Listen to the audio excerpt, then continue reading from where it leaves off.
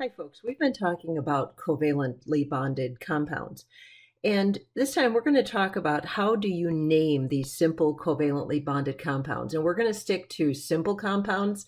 Those of you who are going to take a biochemistry course or an organic chemistry course, there are a lot more rules and it gets a lot more complicated, but we're going to stick to the simple things. In general, you go from the left to the right across the periodic table to determine which element should go first when you look at a chemical formula and decide to name it. The big exception is carbon should always be written first. Why? Carbon's the big dog in chemistry. Over 90% of all of the chemicals found contain chemistry. Why? That's the element of life. Plants, animals, people, food, fuels contain carbon. And because of carbon's dominance in the world of chemistry, carbon gets to come first. If you are the big dog, you get to come first. In naming these covalent compounds, there are rules where carbon comes before phosphorus, nitrogen, hydrogen, silicon, and so forth. Don't worry about this too much. Mostly in our class, I'm going to be giving you an equation and you are going to name it. So determining which comes first in the equation is not something you're going to have to worry about too much. You're going to need to change the ending to end in IDE the same way that we changed the ending to end in IDE when we named ionic compounds. But here's what's going to be different. We're going to add a prefix to tell us the number of atoms, 1, 2, 3, 4, 5, etc. And we never change the name of polyatomics. That is the same when we were naming ionic compounds. So if there happens to be a polyatomic somewhere in there, we don't change that name. Now, the prefixes that tell us how many of each type are these. These have come from those old Latin names for numbers. So let's fill these in. Mono means one. Di means two.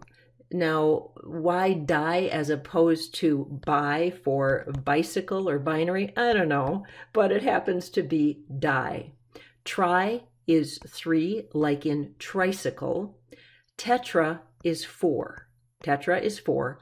Penta is five, like the Pentagon is a five-sided building in Washington, D.C.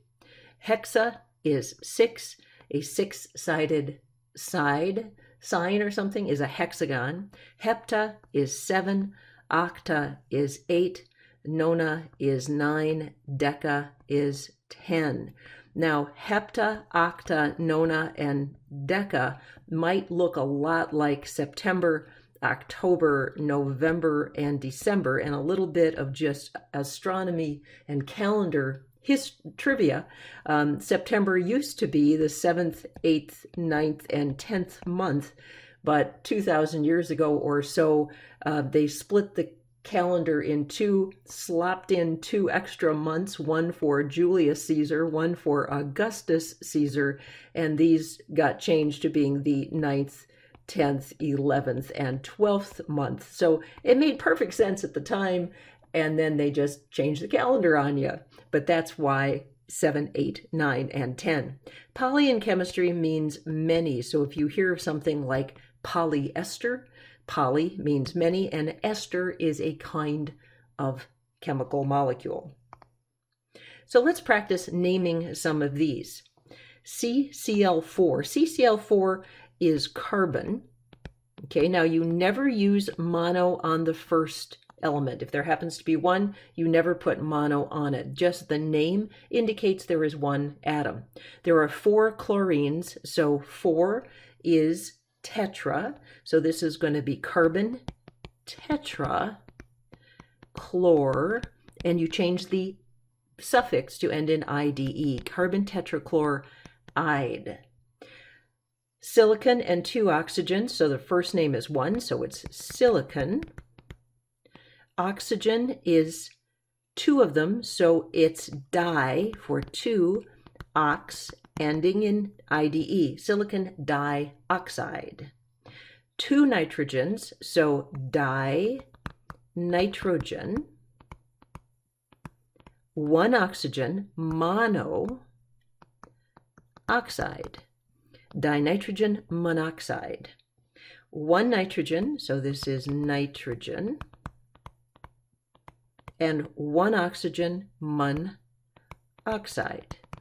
The nifty thing about the names for covalently bonded compounds is they tell you the chemical formula if you look at them closely. That's really nice. You don't have to guess, you just interpret from the name. Let's take a look at this one. 2 sulfurs. Okay, 2 sulfurs. 2 is di-sulfur. 2 chlorines, di-chloride. 2 chlorines, di-chlorine. 7 is hepta, and oxygen becomes oxide. So dichlorine heptaoxide. You think you got this? Okay, hit pause, name these, and then we're going to go through them together and see if you got this straight. All right, you back? Please, I hope you try doing these on your own, because this is how you learn, is trying it and then checking your work. So the first one, iodine, and you do not iodine. I can spell iodine.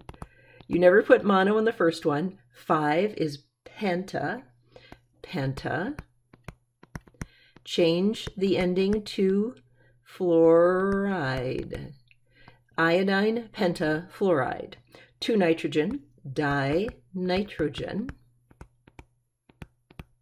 Penta, because it's 5, oxide. Bromine. No, that's not bromine, that's boron. I know, I heard you yelling at me. Boron. 3 is trifluoride. Okay, boron trifluoride. P is what? Phosphorus, you betcha. Phosphorus. My spelling is not great. Phosphorus pentachloride. Sulfur. Remember, no mono in the first one. Dioxide. Di is 2. All right, this one. I hope you tried this one on your own. And Mary was being evil and tricky. Evil and tricky Mary. Why am I being evil and tricky? This is a metal plus a non-metal. And because it's a metal and a non-metal, we do not use this system. We use the system for ionic bonds. We use the system for naming ionically bonded compounds. So the proper name is aluminum oxide. Now, I know you went, Mary, you evil woman. I know I'm evil, but I wanted to throw another one in there because the quiz at the end of this week, you're going to have these kind of mixed up. And if there is a metal in there, you've got to go back to the naming convention for ionic bonds. All right, some of these are going to be on the study guide for this week. You're going to get lots of practice, and we'll see you next time. Bye-bye.